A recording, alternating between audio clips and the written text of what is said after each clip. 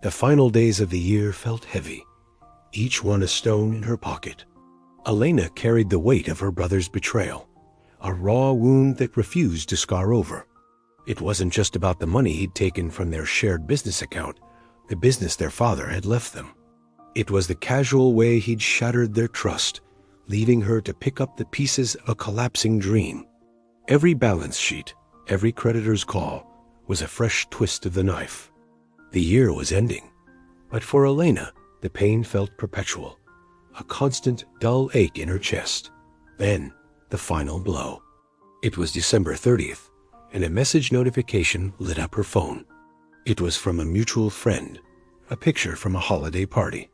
There he was, her brother, smiling, surrounded by friends, a champagne flute raised in a toast. He looked carefree, unburdened.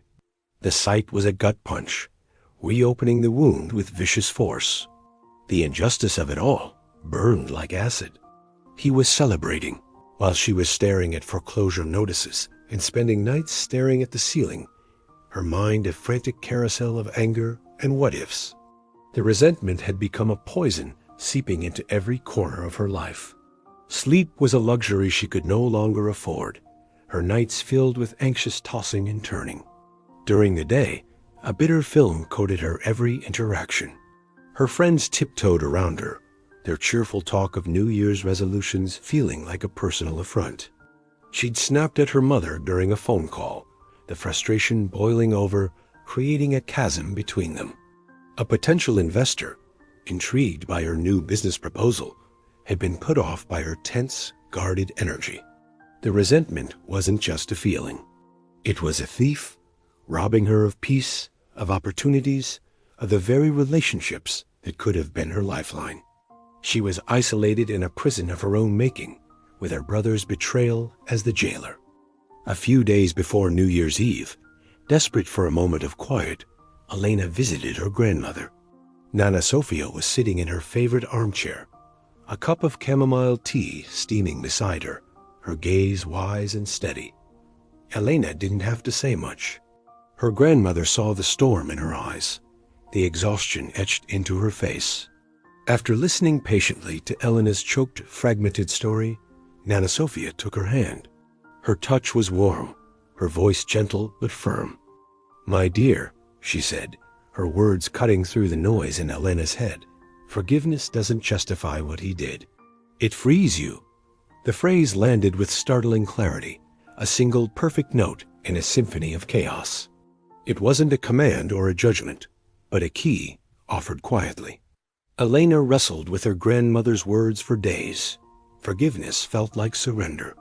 It felt like saying, "It's okay that you ruined me. It's okay that you broke my heart." How could she forgive him when he hadn't even apologized? The idea of reconciliation was repulsive. She pictured a forced holiday dinner, the two of them pretending nothing had happened. The thought made her stomach churn. But as she replayed Nana Sofia's words, a new understanding began to dawn. Maybe forgiveness wasn't for him. Maybe it wasn't about letting him back into her life. Perhaps she could forgive him, release the hold his actions had on her, and still keep the door firmly closed. She could forgive the debt without inviting the debtor back to her table. The distinction was a revelation. It wasn't about forgetting the betrayal, but about refusing to let it define her future. Forgiveness and boundaries could coexist.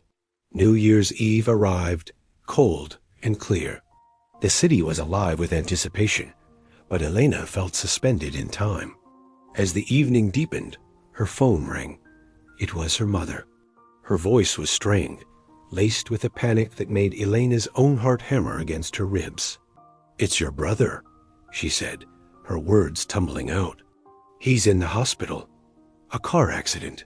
It's serious, Elena." This was it, the final test. The clock on the wall showed 10:45 p.m. She had a choice. She could stay here, locked in her rightful anger, letting the year end as it had been lived in bitterness. Or she could go, not for him necessarily, but for herself, for the sliver of freedom her grandmother had offered. Standing outside his hospital room, Elena's hands trembled. She took a deep, steadying breath and pushed the door open. He was lying in the bed, pale and hooked up to machines that beeped a steady, unnerving rhythm. His arm was in a cast, his face bruised. He looked small, fragile, nothing like the smiling man in the photograph. Seeing him like this, the fiery rage that had sustained her for months simply dissolved. It was replaced by a profound, aching sadness. She walked to his bedside. He opened his eyes, and when he saw her, they filled with tears. "Elena," he rasped, "I'm so sorry." Before he could say more, she placed a hand gently on his uninjured arm. "I know," she whispered. And in that moment, she wasn't pretending. She looked at him, at the wreckage he'd made of their lives and now of himself, and she spoke the truth. "What you did broke my heart. It destroyed what we had." She let the weight of her pain fill the space between them, acknowledging it fully. "But I'm letting it go. I forgive you." She didn't wait for his full response. She squeezed his arm one last time and walked out of the room, leaving the beeping machines and the scent of antiseptic behind her. On the drive home, she pulled over by the old bridge overlooking the river.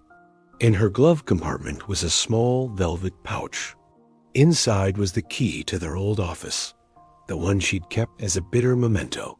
She took it out, the cold metal a familiar weight in her palm. For months, it had been a symbol of everything she'd lost. Now, it was just a key. She pulled her arm back and threw it as hard as she could into the dark, churning water below. She didn't hear the splash, but she felt it a release, a severing. The weight in her pocket was gone. Back in her apartment, the clock struck midnight. Fireworks exploded silently against the night sky outside her window. Her brother's reaction, his apology, didn't matter as much as she thought it would. The peace she felt was entirely her own.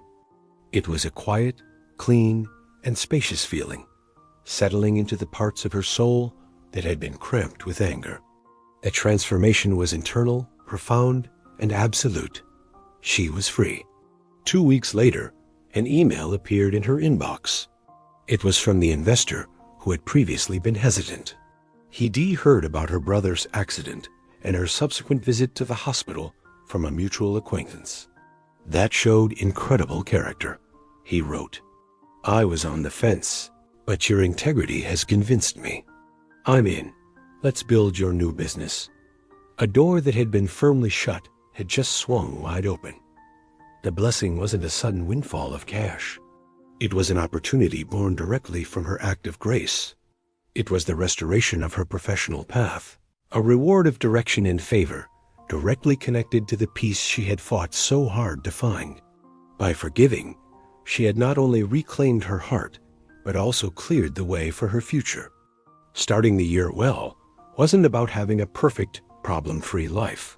Her business was still a mountain to climb, and her relationship with her brother was a ruin she wasn't yet ready to rebuild. But she was starting with a light heart, a heart that understood the power of forgiveness, the necessity of boundaries, and the quiet strength of gratitude. She had entered the new year unburdened, ready for whatever came next. Don't enter the new year carrying what doesn't belong to you. What is one action you can take today to release that weight? Comment below with "I forgive" or "I choose peace," and take the first step toward your own freedom. If you enjoyed this beautiful story and reflection, don't forget to share it with anyone you think might find it useful.